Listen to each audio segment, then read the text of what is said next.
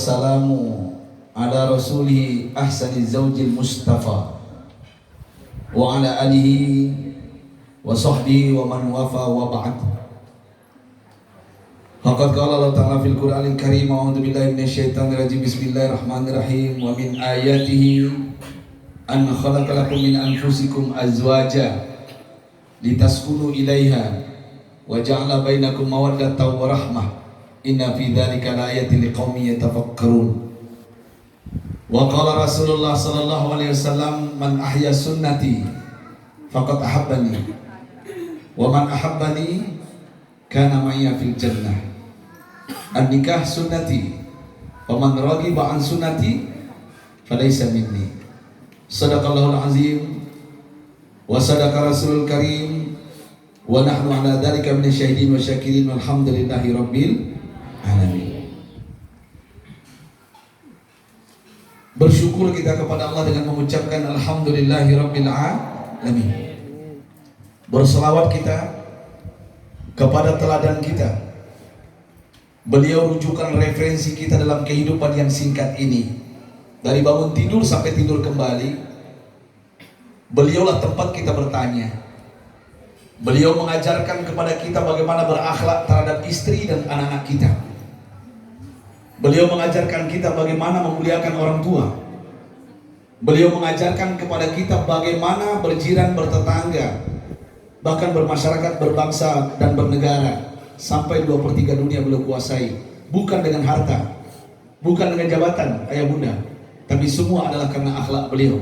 Sebagaimana beliau pernah bersabda, innama bu'istu liutammima makarimal akhlaq. Ayah bunda, bapak ibu yang saya muliakan, wabil khusus keluarga besar ayahanda saya Haji Sengaja Budi Syukur sekeluarga, dan juga ayahanda saya Haji Metri Hasan sekeluarga. Yang jelas, insya Allah 15 Januari adalah suatu hari yang berharga, yang sangat dialu-alukan. Kalau istilah orang Malaysia, suatu yang sangat bersejarah. Dua hati menjadi satu denyutan, dua jantung menjadi satu debaran.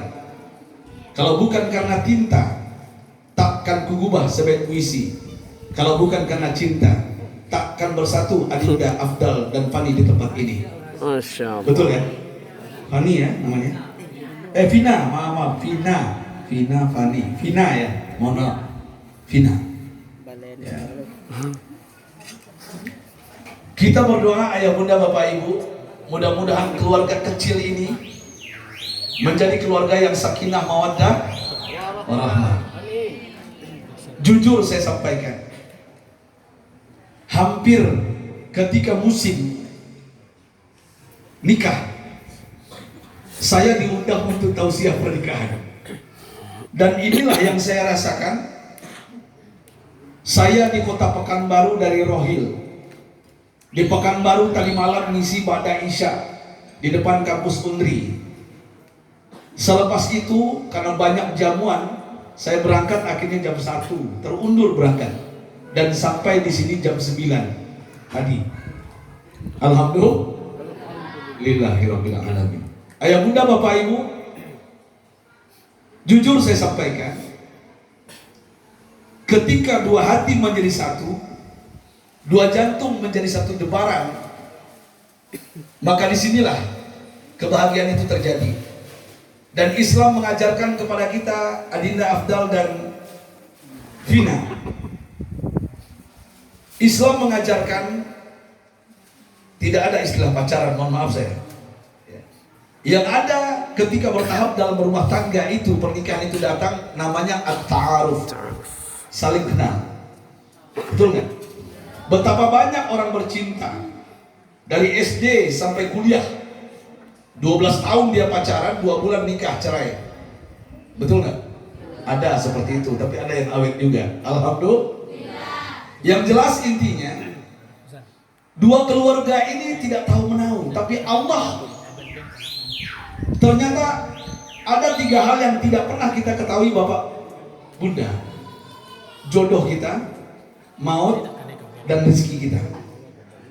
Dan ternyata alhamdulillah karena silaturahim di antara dua keluarga ini dan mereka cocok, adinda saya Afdal dan Vina, ternyata mereka akan diikat dalam satu ikatan yang suci yang sebelumnya haram menjadi halal. Alhamdulillah.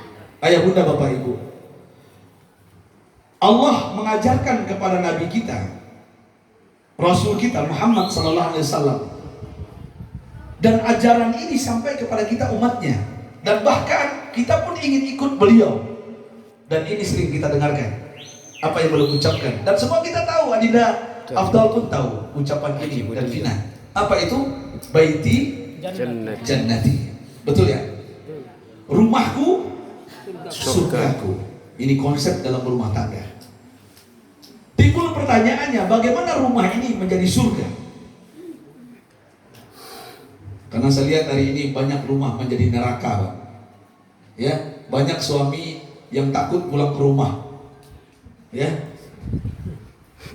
Kenapa ini terjadi? Karena rumahku bukan surgaku. Nah, bagaimana konsep ini terjadi? Singkat saja. Karena waktu pertama yang bikin rumahku surgaku, ayah bunda bapak ibu, adinda Afdal dan Vina khususnya. Aspek pertama adalah aspek biologis. Ini penting sekali. Makanya sering para ulama, para ustadz, para dai ketika berbicara tentang tausiah pernikahan, pasti akan berbicara sakinah, mawaddah, warahmah. Sakinah itu apa? Ketenangan. Dia akan melengkapi kekurangan pasangannya. Tidak ada pasangan yang sempurna. Betul ya? Tidak ada yang sempurna. Kalau ingin mencari sempurna ayah muda, gak mungkin. Dan kita tidak akan pernah berjodoh, bahkan menikah. Makanya dalam Islam diajarkan, ketika pasangan kita punya kekurangan, kita yang melengkapinya. Makanya pertama ta'aruf, kenal dulu. Setelah ta'aruf apa? Tafahum, memahami. Mungkin calon kita ini pendiam, kita paham dia pendiam. Mungkin calon kita ini cerewet, ngomong mulu, nggak berhenti-berhenti. Kan ada begitu. Mungkin dia berbicaranya lain gitu, nggak nyambung dengan kita. Kita pahami. Oh berarti omongannya beda dengan saya, ilmunya beda dengan saya. Kita harus paham. Kalau sudah paham ayah bunda, baru naik ke tingkat yang ketiga makomnya apa? At-ta'awun. Kita menolong. Menolong apa? Menyempurnakan. Pasangan itu menyempurnakan. Barulah yang terakhir namanya indah dalam Islam, at-takaful. Saling melengkapi di antara kita. Kalau sudah ini yang terjadi ayah bunda, maka aspek biologis akan muncul sendiri. Makanya dalam rumah tangga ada sakinah, ketenangan. Mawaddah. Nah, mawaddah itu berbicara itu, mohon maaf ayah bunda, fisik. Mawaddah itu fisik. Kecantikan, kegantengan. Yang dilihat oleh wanita yang baru menikah atau lelaki yang baru menikah, pasti yang pertama adalah fisiknya, mawaddahnya, biologis. Nah, inilah dikatakan oleh orang-orang dokter Boyke seksologi, tentang seks. Ya. Tapi ayah bunda, kalau ini yang jadi prioritas, betapa banyak rumah tangga hancur gara-gara ini. Benar kata Islam, tungkahul mar'ah li arba. Kita menikah itu karena apa? Karena wajah, li jamaliha, karena li nasabiha, keturunannya. Kita pengen mencari yang baik. Limaliha, karena hartanya. Harta bukan hanya materi ayah bunda. Harta ini akhlak yang mulia. Lidiniha, tapi di ujung Allah mengatakan, Rasul mengatakan, ternyata agama yang menyelesaikan semuanya. Makanya saya ingin menyampaikan siang ini sebelum kita makan siang dan berbagi dengan anak-anak saya, anak yatim piatu, ayah bunda bapak ibu, ya, aspek biologis betapa banyak saya menganalisa dan meneliti, ya, akhir-akhir ini. Betapa banyak orang mungkin dalam rumah tangganya, mohon maaf anak-anak saya, karena saya harus sampaikan di sini karena adinda Afdal dan Vina akan berumah tangga. Betapa banyak orang dirancangnya mantap, tapi materinya kurang, cerai Pak. Betapa banyak orang materinya banyak, kaya dia, tapi rancangnya tidak hebat, cerai juga. Siapa yang menyelesaikannya? Apa yang menyelesaikannya ayah bunda? Agama. Adinda Afdal, agama. Kalau ingin rumah tangga ini awet sampai tua, agama. Makanya aspek yang kedua adalah agama. Agama. Sering orang bijak pujangga mengatakan dengan ilmu hidup menjadi mudah. Betul? Betul. Sampai bunda kita dari Banjar datang ke sini mengajar di Yunan. di Unan, ya, dengan Saldi Isra, sahabat saya. Saya jumpa beliau kemarin ketika bapak mertuanya meninggal, ibu mertuanya meninggal. Saya ngisi pengajian di depan rumah beliau, sekampung dengan saya. Ya. Itu ternyata ayah muda bapak ibu. Aspek agama ini penting. Dengan ilmu hidup menjadi mudah, betul. Saya bisa keluar negeri, keliling dunia sampai di Padang ini karena ilmu, Pak. Kalau bukan karena ilmu, gak bakalan sampai ke sini. Dengan ilmu hidup menjadi mudah, betul nggak? Semua dibayarin, Pak. Kalau ibaratkan saya orang mau mengundang, pesawat dibayarin, tempat penginapan dibayar, semua dibayarin semua. Artinya apa? Ilmu memudahkannya. Tapi ingat, dengan seni hidup menjadi indah. Seni itu perlu.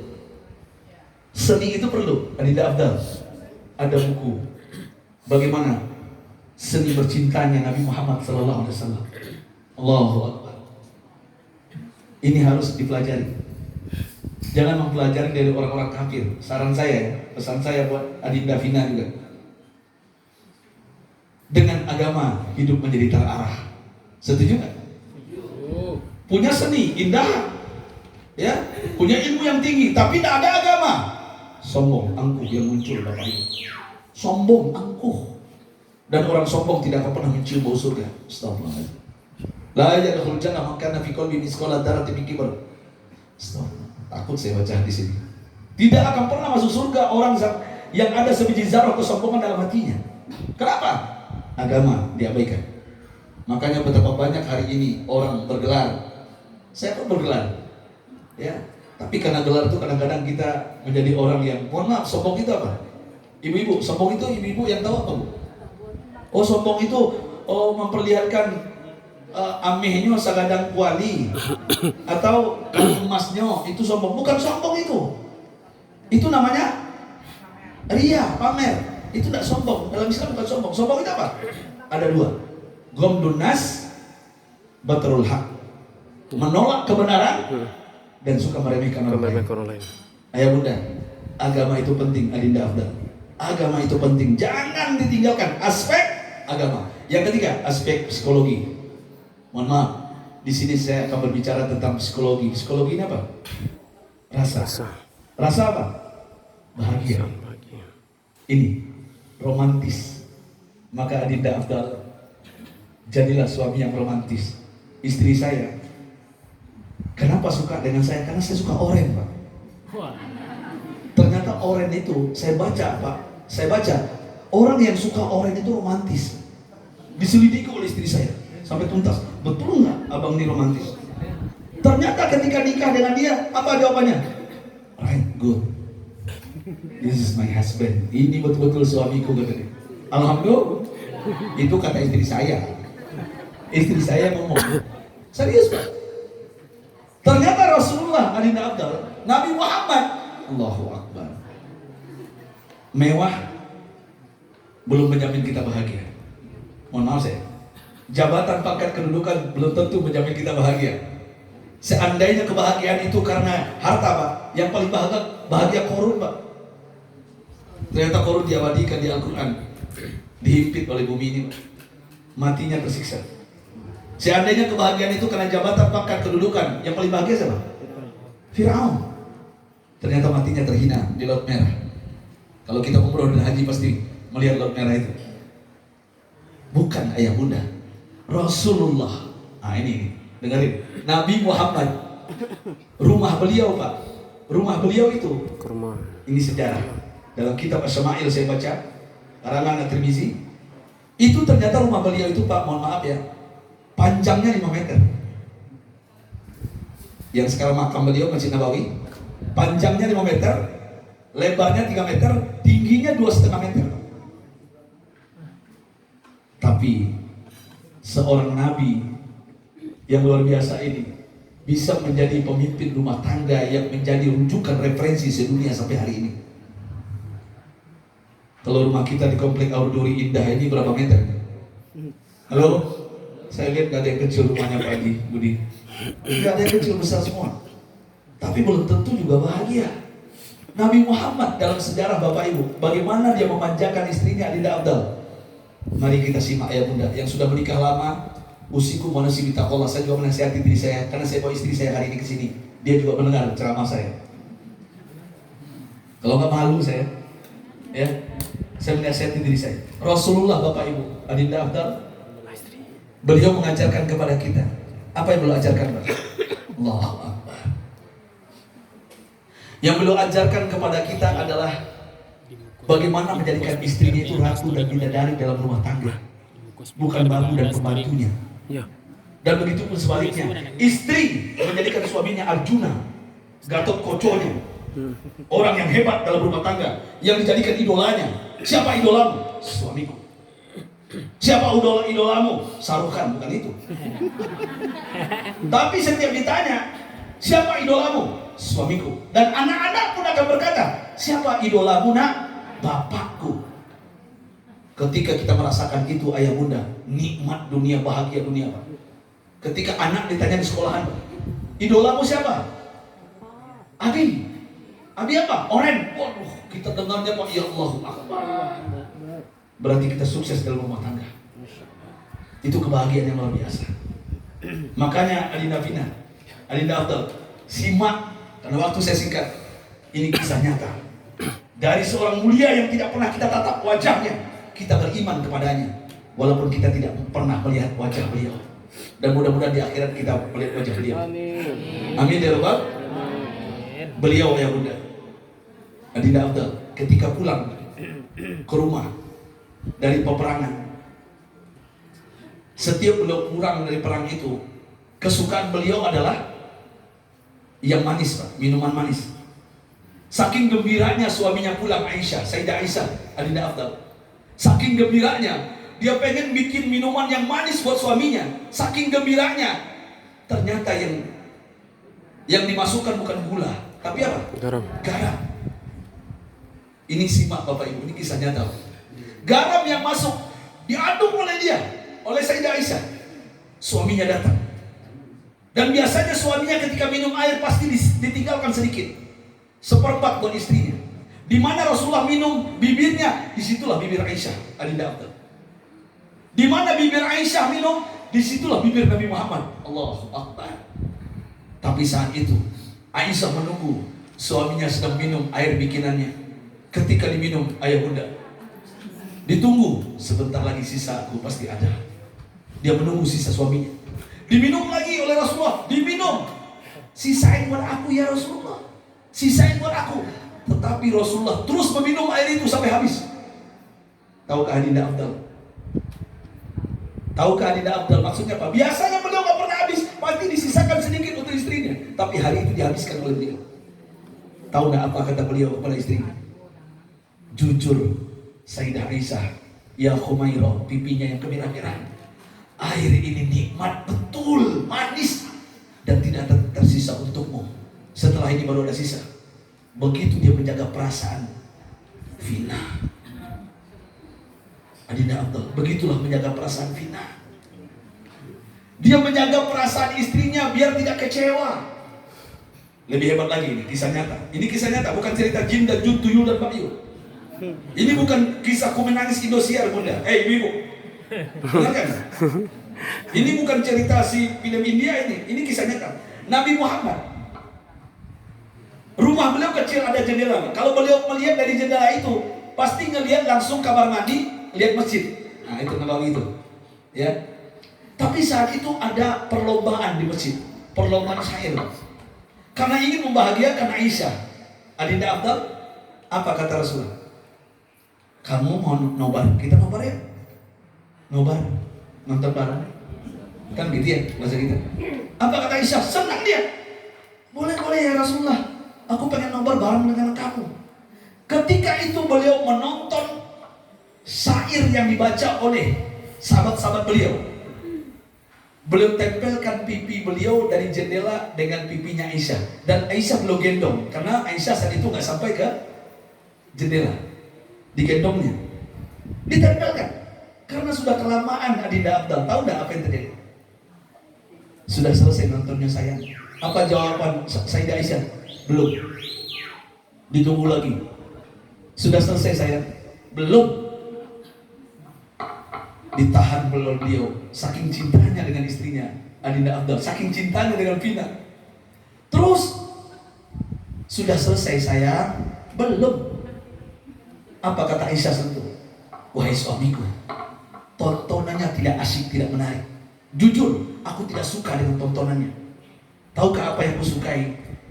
Tempelan pipimu dengan pipimu, itu yang bikin aku senang. Itu yang bikin aku bahagia. Bukan menonton orang yang bersair. Allahu Akbar. Vina, bikin bahagia suamimu. Istri di Adinda Afdal tidak butuh materi yang banyak, walaupun itu salah satu yang menyebabkan bahagia. Yang dibutuhkan apa? Tempelan pipi. Yang dibutuhkan apa? Sebelum keluar rumah 5 detik, peluk 5 detik. Adinda Afdal, ini kajian dokter Jerman yang ambil doktor di Malaysia, di UKM, sama dengan saya. Mungkin pernah saya sampaikan di Baitul Hadi. Ternyata memeluk istri, bapak-bapak, 5 detik